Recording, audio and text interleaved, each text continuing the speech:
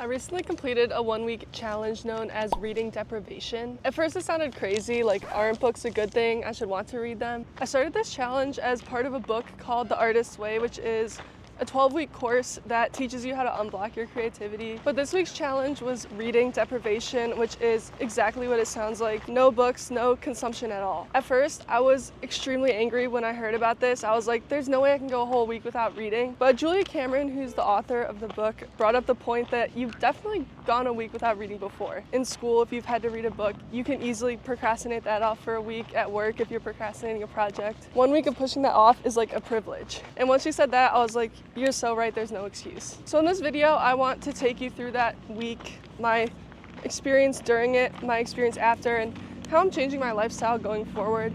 My biggest takeaway is I always used to joke about having a content addiction before and oh, I'm addicted to Instagram Reels. But coming back, I'm 2 days done with reading deprivation, so I've had everything at my fingertips for 2 days again. I realized how serious of an addiction content actually is. And let me take you through that. Right now, I've chosen to go on a walk with nothing but myself. Basically what reading does is it simulates your mind. If you think about it, words aren't actually natural. Words just kind of represent the things that are around us anyway. And so if you're wrapped up in words, a lot of times you're not actually wrapped up in reality. During this reading deprivation challenge, literally the only things I could do were sit with myself, do some kind of physical activity, talk to someone, or do some type of work or creative output. And this happened to be during a weekend where I was gonna be spending 7 hours on a train ride to and from New York City. If you couldn't tell, I've spent the summer in Washington, D.C. This is actually my last day here, so I'm kind of nostalgic about it. But I was so excited to read my book for all 7 hours on the train, but then I was like, wait, I'm literally gonna have nothing to do on this 7-hour train ride. It's gonna be a complete waste of time. So instead I brought my iPad and just started writing an article that took shape into something that I never expected it would turn into, completely different from the initial idea I started with, though a little bit related, and I produced the first draft in 6 weeks that I've actually been proud of. The ride back to New York after that weekend, though, was when the reading deprivation week started to fall apart. I was feeling really bad, physically and mentally, because let's just say I pre-gamed the train ride. And so I didn't really have the willpower to write my article before. I was asleep for half the train ride, so I resorted back to social media. And then for the next 3 days, I was also feeling really bad.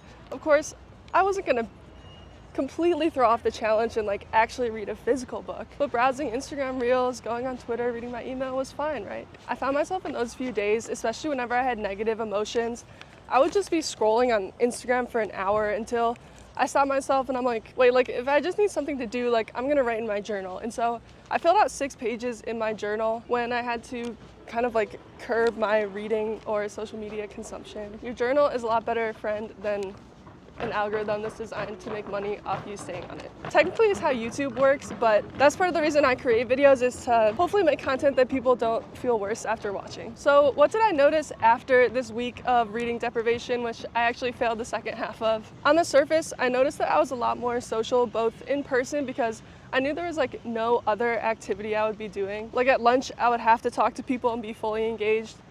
But also on the train ride, I would be texting people, or I think I called my mom almost every day this week because I had nothing else to do. Okay, to be fair, I call her often anyway. Another thing I noticed early in the challenge was that your mind's level of observation will always stay the same. So even if you're off Instagram, it's not you'll be bored, you'll just notice different things. Number 2, I also found myself just being a lot more present in day-to-day life, and presence is a feeling you can't really describe. And I didn't realize how powerful it was until after the challenge, which I guess now we can pivot to what happened after the challenge ended and how I realized how desperate my state of social media addiction had actually become. Even though I'd failed in the second half of the challenge going on some social media, yesterday was when the challenge officially ended, and so I literally had everything guilt-free at my fingertips.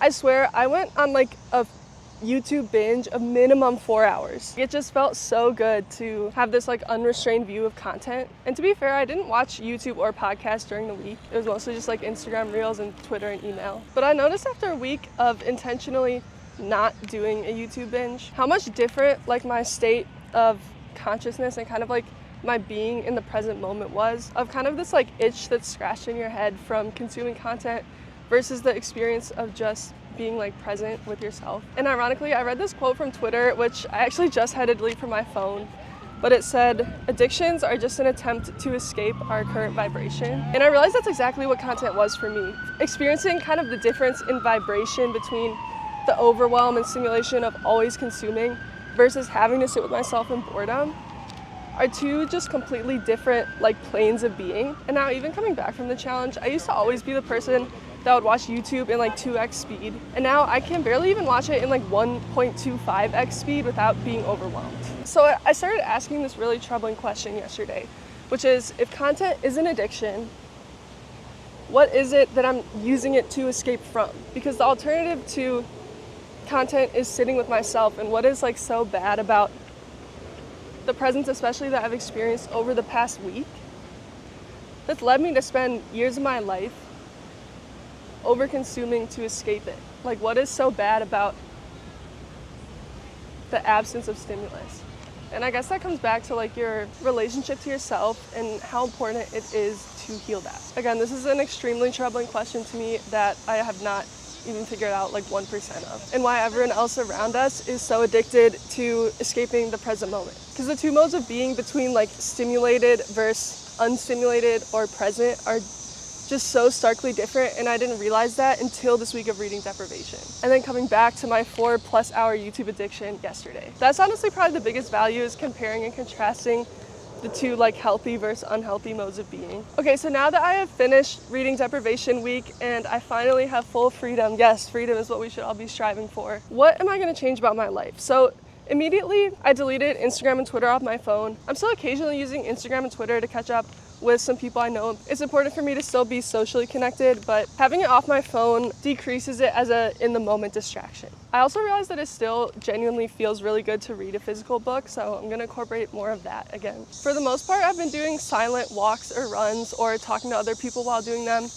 Even during the week, I did a silent weightlifting session for 45 minutes, which was about as painful as it sounds, but I was actually lifting heavier weights than I ever had because I was super in tune with my body and being able to tell when I was actually feeling fatigued versus just when I was kind of supposed to be done. I don't know if I'm gonna really become a silent lifter, but it was really interesting to try. For YouTube, again, I'm only gonna watch it on 1x speed because it's honestly too overwhelming of an experience now to listen to a human voice that's sped up. And I actually just sat and watched a smaller YouTuber's video, and actually enjoying the video was a completely different present experience than passively listening to it and checking my email and going on Twitter and texting people at the same time. Again, it all loops back to the feeling of in the present. So that was my experience doing 1 week of reading Deprivation, inspired by Julia Cameron and The Artist's Way, while walking through Washington, D.C. If you guys are looking for a book to read on art and creativity, I definitely recommend The Artist's Way.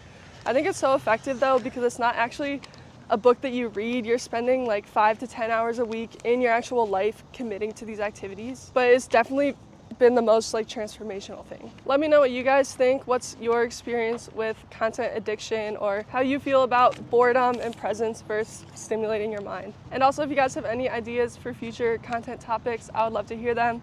Thank you so much for watching.